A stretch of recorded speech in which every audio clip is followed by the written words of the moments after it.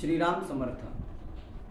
चातुर्मासानिमित्त आपण रोज थोडंसं चिंतन पाहण्याचा प्रयत्न करत आहोत.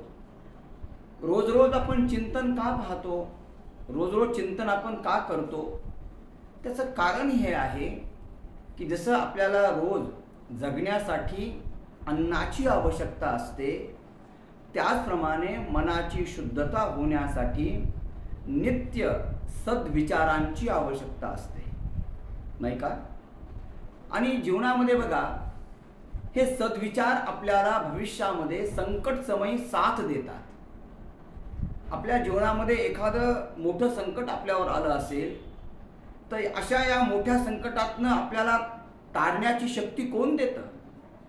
कधीतरी आपण ऐकलेले सद्विचार, कधीतरी आपण चांगल्या लोकांमध्ये जर राहिलो असू आणि त्या लोकांमध्ये आपण काही चांगलं ऐकलेलं असू तर त्या चांगल्या गोष्टी आपल्याला कठीण प्रसंगामध्ये आठवतात.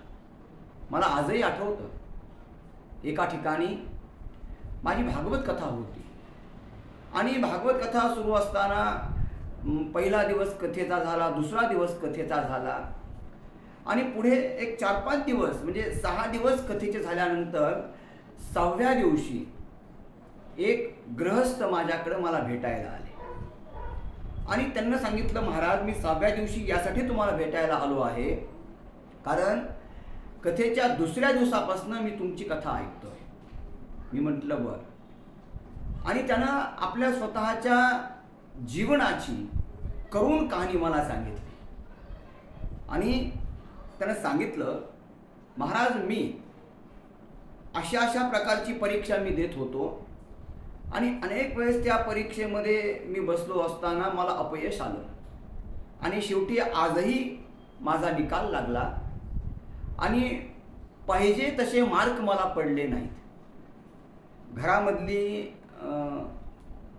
अवस्था फार अशी खूप चांगली आहे असंही नाही आहे आणि त्यामुळे मी ठरवलं की आता जगून तरी काय करायचं आणि म्हणून मी जीव देण्यासाठी निघालो. कळतंय ना? शेवटचा बस. पण जाता जाता कथेचे काही शब्द माझ्या कानावर पडले, ते माझ्या मनाला भावले आणि म्हणून जरा 10-15 मिनिटं मी बसलो. काय म्हटलंय त्यानं बघा बरं, 10-15 मिनिटं मी बसलो आणि बघा आज 6 दिवस झाले मी आज रोज कथेला न चुकता कथेच्या आधी येत आहे आणि कथा झाल्यानंतर रोज काय मी कथेमध्ये ऐकलं त्याचं मी चिंतन करत आहे. परिणाम आज तुमच्या समोर मी आहे.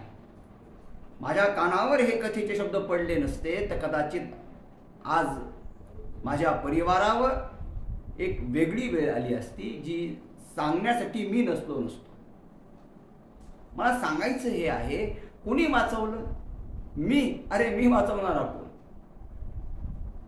कथेच्या चिंतनानं वाचवलं. कथा माणसाच्या अंतःकरणामध्ये व्यक्तीला स्थिर करण्याची, बुद्धी शुद्ध करण्याची प्रेरणा ही कथेच्या माध्यमातून मिळते. आणि म्हणून आपण केवळ चिंतन ऐकलं आणि सोडून दिलं, मग अशी किती जरी चिंतन आपण ऐकले तर आपल्याला आपल्या जीवनात परिवर्तन होणारच नाहीये.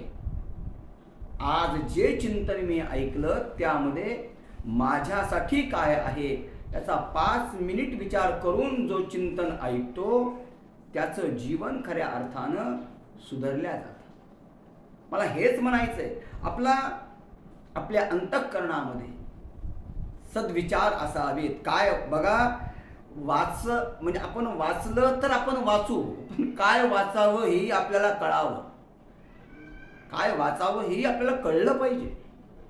आणि त्यामुळं अशाच प्रकारचं शास्त्र, अशाच प्रकारचं साहित्य आपण वाचावं की जीवनामध्ये आपल्याला जगण्याची प्रेरणा मिळाली पाहिजे आणि स्वतः